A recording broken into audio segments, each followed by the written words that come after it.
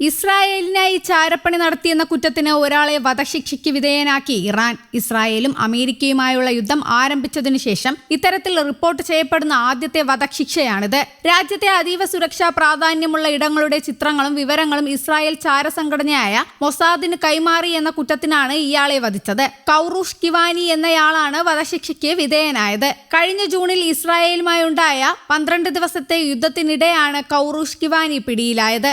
6 European രാജ്യങ്ങളിലും tell അവീവിലുമായി ഇയാൾ Mossad ഏജന്റുമാരിൽ നിന്ന് പരിശീലനം നേടിയതായാണ് റിപ്പോർട്ട്. ബുധനാഴ്ച രാവിലെയാണ് വധശിക്ഷ നടപ്പിലാക്കിയത്. കഴിഞ്ഞ കുറച്ചു വർഷങ്ങളായി തങ്ങളുടെ ആണവ സൈനിക രഹസ്യങ്ങൾ ചോർത്താൻ ശ്രമിക്കുന്ന ഇസ്രായേൽ ചാരന്മാരെ ഇറാൻ കർശനമായി നിരീക്ഷിച്ചു വരികയാണ്. 2024 ജനുവരിയിലും സമാനമായ രീതിയിൽ മൊസാദുമായി ബന്ധമുണ്ടെന്നാരോപിച്ച് 4 പേരെ ഇറാൻ തൂക്കിലേറ്റിയിരുന്നു. അതിനിടെ UAEക്ക് നേരെ ഇന്നും ഇറാന്റെ ഭാഗത്തു നിന്ന് മിസൈൽ ഡ്രോൺ ആക്രമണങ്ങൾ ഉണ്ടായതായി പ്രതിരോധ മന്ത്രാലയം സ്ഥിരീകരിച്ചു. രാജ്യത്തിന്റെ വിവിധ ഭാഗങ്ങളിൽ ലക്ഷ്യമിട്ടെത്തിയ ഭീഷണികളെ പ്രതിരോധ സേന വിജയകരമായി നേരിട്ടുകൊണ്ടിരിക്കുകയാണെന്നും ഔദ്യോഗിക അറിയിപ്പിൽ പറയുന്നു. നിലവിലെ സാഹചര്യം കണക്കിലെടുത്ത് പൊതുജനങ്ങൾ അതീവ ജാഗ്രത പാലിക്കണമെന്നും സുരക്ഷാ ഉദ്യോഗസ്ഥരുടെ നിർദ്ദേശങ്ങൾ കർശനമായി പാലിക്കണമെന്നും അധികൃതർ ആവശ്യപ്പെട്ടു. ഹോർമൂസ് കടലിടുക്ക് വീണ്ടും തുറക്കുന്നതിനുള്ള ആദ്യത്തെ പ്രധാന നടപടിയുടെ ഭാഗമായി ഇറാനിലെ മിസൈൽ കേന്ദ്രങ്ങളിൽ തങ്ങളുടെ ആയുധ ശേഖരത്തിലെ ഏറ്റവും ശക്തമായ ബോംബുകൾ ഉപയോഗിച്ച് ആക്രമണം നടത്തിയതായി US സൈന്യം വ്യക്തമാക്കി. കടലിടുക്കിന് സമീപമുള്ള ഇറാന്റെ തീരപ്രദേശത്തെ സുരക്ഷിതമായ മിസൈൽ താവളങ്ങളിൽ 5000 പൗണ്ട് ഏകദേശം 2268 കിലോഗ്രാം ഭാരമുള്ള ഡീപ് പെനട്രേറ്റർ ബോംബുകൾ ഉപയോഗിച്ച് ഒന്നിലധികം ആക്രമണങ്ങൾ നടത്തിയതായി US സെൻട്രൽ കമാൻഡ് അറിയിച്ചു. അതിനിടെ ഇറാന്റെ ദേശീയ സുരക്ഷാ മേധാവി അലി ലാരിജാനി ഇസ്രായേൽ നടത്തിയ വ്യോമാക്രമണത്തിൽ കൊല്ലപ്പെട്ടെന്ന് ഇസ്രായേൽ സ്ഥിരീകരിച്ചു. അർദ്ധസൈനിക വിഭാഗമായ ബാസിച്ച് ഫോഴ്സ് കമാൻഡർ ഗുലാം റിസ സുലൈമാനിയെയും കഴിഞ്ഞ ദിവസം രാത്രിയിലെ വ്യോമാക്രമണത്തിൽ വധിച്ചതായി ഇസ്രായേൽ പ്രതിരോധ മന്ത്രി ഇസ്രായേൽ കട്സ് പറഞ്ഞു. സുലൈമാനി കൊല്ലപ്പെട്ടത് ഇറാൻ സൈന്യം നേരത്തെ സ്ഥിരീകരിച്ചിരുന്നു. ഇറാനിലെ ബുഷഹർ ആണവ നിലയത്തിന് സമീപം മിസൈൽ പതിച്ചു. എന്നാൽ ആർക്കും ജീവഹാനിയോ ആണവ നിലയത്തിന് കേടുപാടുകളോ സംഭവിച്ചിട്ടില്ലെന്ന് Iran atomic energy organisation public diplomacy and information centre അറിയിച്ചതായി ഇറാന്റെ തസ്നീം വാർത്താ ഏജൻസി റിപ്പോർട്ട് ചെയ്തു.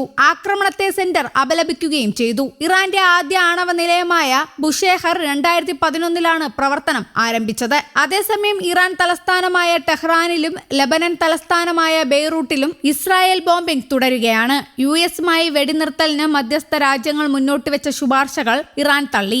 US-നെയും ഇസ്രായേലിനെയും മുട്ടുകുത്തിക്കാതെ സമാധാനത്തിന് സമയമാവില്ലെന്ന് പുതിയ പരമോന്നത നേതാവ് മുജ്തബ ഖമനേയി പറഞ്ഞെന്നാണ് വിവരം. സംഘർഷം പരിഹരിക്കാനുള്ള സാധ്യത മങ്ങുമ്പോൾ 3 ആഴ്ചയിലെത്തിയ യുദ്ധത്തിൽ ഇറാനിൽ ഇതുവരെ 1444 പേർ കൊല്ലപ്പെട്ടു. 15 US സൈനികരും കൊല്ലപ്പെട്ടു. ഇറാനെതിരെ US ഇസ്രായേൽ സഖ്യത്തിൽ ചേരാൻ ഉദ്ദേശിക്കുന്നില്ലെന്ന് ജർമ്മനി വ്യക്തമാക്കി. ഹോർമൂസ് കടലിടുക്കിലേക്ക് ഇറാനെതിരെ സൈന്യത്തെ അയക്കാൻ താൽപര്യമില്ലെന്നും നയതന്ത്ര പരിഹാരമാണ് തേടുന്നതെന്നും യൂറോപ്യൻ യൂണിയൻ വിദേശ നയ മേധാവി കായ കാളസും വ്യക്തമാക്കി. പശ്ചിമേഷ്യയിൽ സംഘർഷം അയയാതെ തുടരുന്നതിനിടെ UAE പ്രസിഡന്റ് ഷെയ്ഖ് മുഹമ്മദ് ബിൻ സയ്യിദ് അൽ നഹ്യാനുമായി സംസാരിച്ച് പ്രധാനമന്ത്രി നരേന്ദ്രമോദി. യുദ്ധ സാഹചര്യത്തെക്കുറിച്ച് ഇരു നേതാക്കളും ചർച്ച നടത്തി. ഹോർമൂസ് കടലിടുക്കിലൂടെ സുരക്ഷിതവും സ്വതന്ത്രവുമായ ഗതാഗതം ഉറപ്പുവരുത്തുന്നതിനെ കുറിച്ചും പ്രധാനമന്ത്രി ചർച്ചയിൽ സൂചിപ്പിച്ചു. അതേസമയം ഹോർമൂസ് കടലിടുക്കിലൂടെയുള്ള കപ്പൽ ഗതാഗതത്തിന്റെ സുരക്ഷ ഉറപ്പുവരുത്താൻ US-ന്റെ നേതൃത്വത്തിൽ നടത്തുന്ന ശ്രമങ്ങളിൽ UAE പങ്കാളിയായേക്കുമെന്ന് റോയിട്ടേഴ്സ് റിപ്പോർട്ട് ചെയ്തു.